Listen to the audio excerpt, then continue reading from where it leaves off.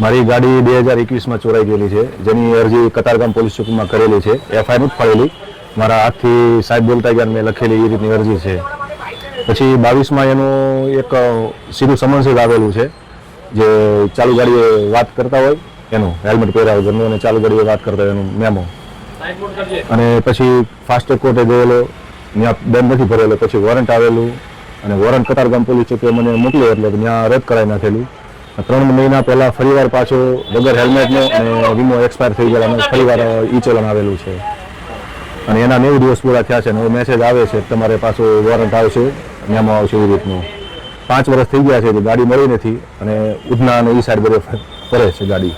શું આ તમને કેટલું ગંભીર અને કોની લાપરવાહી લાગી રહી છે? લાપરવાહી તો પોલીસ ખાતાની જ હોય, કારણ કે ગોતવાનું તો એનું કામ છે. બધું ફૂટેજ આવે છે.